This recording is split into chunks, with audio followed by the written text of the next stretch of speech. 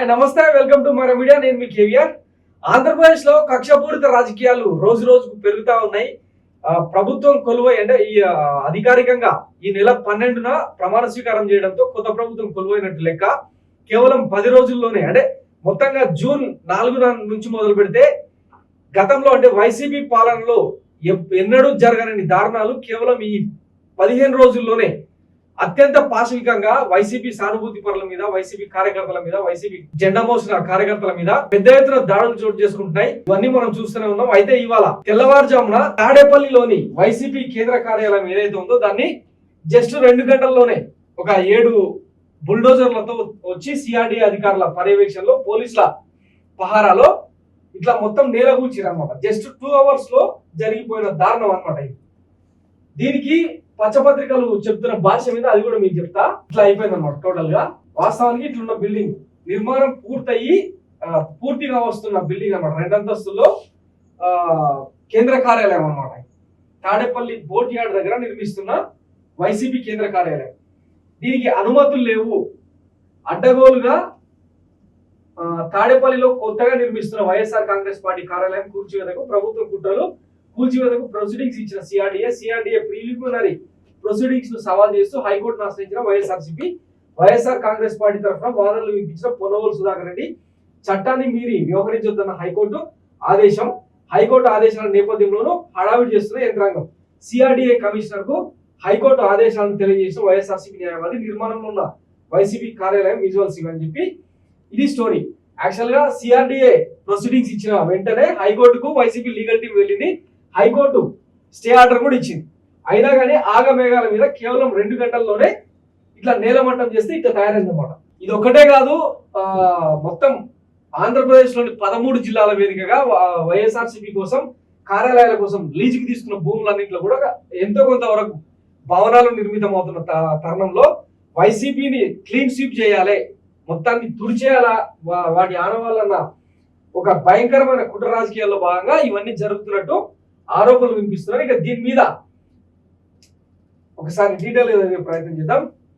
ఏపీలో మొదలైన విధ్వంస పాలన. తాడేపల్లి నిర్మాణంలో ఉన్న వైఎస్ఆర్సీపీ ఆఫీస్ కూల్చివేత బుల్డోజర్లతో 2 గంటల్లో జరిగిన విధ్వంసం. తెల్లారక ముందే సిఆర్డీఏ ఆదేశాలను అమలు చేసిన మున్సిపల్ అధికారులు గేట్లు మూసేసి మరి పోలీసుల మోహరింపు మధ్య కూల్చివేత. సిఆర్డీఏ ఆదేశాలపై కోర్టును ఆశ్రయించిన వైఎస్ఆర్సీపీ అయినా పట్టించుకోకుండా నోటీసులు ఇవ్వకుండా కూల్చేసిన సిఆర్డీఏ. చంద్రబాబు నివాసం నుంచి టీడీపీ ఆఫీస్ వెళ్లే దారిలో ఉన్న ఈ ఆఫీస్ కావాలని కూల్చివేయించారంటున్న వైఎస్ఆర్సీపీ శ్రేణులు. కోర్టు ధిక్కారణపై న్యాయస్థానానికి వెళ్లే యోచనలో వైఎస్ఆర్సీపీ. ఇంకా కూల్చిన బిల్డింగ్ తీసుకురాలేదుగా. ఇక ఇది ఇట్లా ఉంటే ఈ పచ్చపత్రికలు ఎట్లా రాసుకుంటూ వచ్చారంటే తాడేపల్లిలో నిర్మాణంలో ఉన్న వైకాపా కార్యాలయం కూల్చివేత, ఇది అక్రమంగా కబ్జా పెట్టి తీసుకున్న భూమి అని చెప్పి వీళ్ళు రాస్తారనమాట. ఎట్లాగో పచ్చపత్రికలు అంటే బాకపత్రిక లేదా. గుంటూరు జిల్లా తాడేపల్లి మండలం సీతానగరంలో వైకాపా కార్యాలయం కోసం అక్రమంగా నిర్మిస్తున్న భవనాన్ని అధికారులు కూల్చివేశారు.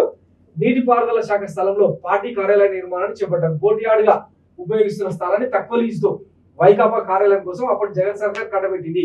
ఈ అక్రమ నిర్మాణంపై వైకాపాకు సిఆర్డీఏ నోటీసులు జారీ చేసింది. శనివారం ఉదయం అధికారులు కూల్చివేత చేపట్టారు.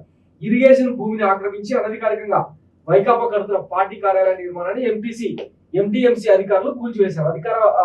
అధికార మండతో తాడేపల్లిలో 202/A1 సర్వే నంబర్లోని 2 ఎకరాల ఇరిగేషన్ భూమిని పార్టీ కార్యాలయానికి జగన్ కేటాయించుకున్నారు. 2 ఎకరాల్లో భవనాలు కట్టి మిగిలిన 15 ఎకరాలు కొట్టేయడానికి వైకాపా నేతలు ప్రణాళిక సిద్ధం చేశారు.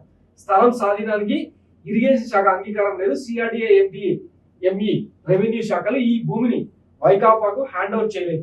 వైకాపా కార్యాలయ నిర్మాణం కనీస ప్లాన్ కోసం కూడా దరఖాస్తు చేయలేదు. నీటిపారుదల శాఖ భూమిని కబ్జా చేసి ఏ ఒక్క అనుమతి లేకుండా కార్యాలయ నిర్మాణం చేపట్టారు. వైకాపా కబ్జాలపై తెదేపా గుంటూరు జిల్లా ప్రధాన కార్యదర్శి పోతినేని శ్రీనివాసరావు ఫిర్యాదు చేశారు. కబ్జాలు, అక్రమ నిర్మాణాలపై చర్యలు తీసుకోవాలని సిఆర్డీఏ, ఎంటీఎంసీ కమిషనర్లు కోరారు. దీంతో ఎంటీఎంసీ ఆధ్వర్యంలో అక్రమ నిర్మాణాలు కూల్చివేత చేపట్టారని చెప్పి వీళ్ళు రాసుకొస్తారన్నమాట.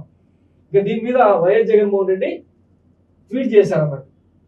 ఆంధ్రప్రదేశ్ లో రాజకీయ కక్ష సాధింపు చర్యలకు దిగిన చంద్రబాబు తన దమనకాండను స్థాయికి తీసుకెళ్లారు. ఒక నియంత్రణ తాడేపల్లిలో దాదాపు పూర్తిగా వచ్చిన వైఎస్ఆర్ పార్టీ కేంద్ర కార్యాలయాన్ని బుల్డోజర్లతో కూల్చివేయించారు. హైకోర్టు ఆదేశాలను బేఖాతరు చేశారు. రాష్ట్రంలో చట్టం, న్యాయం పూర్తిగా కనుమరుగైపోయాయి. ఎన్నికల తర్వాత చోటు చేసుకున్న హింసాత్మక ఘటనలతో రక్తాన్ని పారిస్తున్న చంద్రబాబు ఈ ఘటన ద్వారా ఈ 5 ఏళ్ల పాటు ఏ విధంగా ఉండబోతుందనే హింసాత్మక సందేశాన్ని ఇవ్వకనే ఇచ్చారు. ఈ బెదిరింపులకు, ఈ కక్ష సాధింపు చర్యలకు వైఎస్ఆర్సీపీ తలొగ్గేది లేదు, వెన్ను చూపేది అంతకన్నా లేదు. ప్రజల తరఫున, ప్రజల కోసం, ప్రజలకు తోడుగా గట్టి పోరాటాలు చేస్తాం.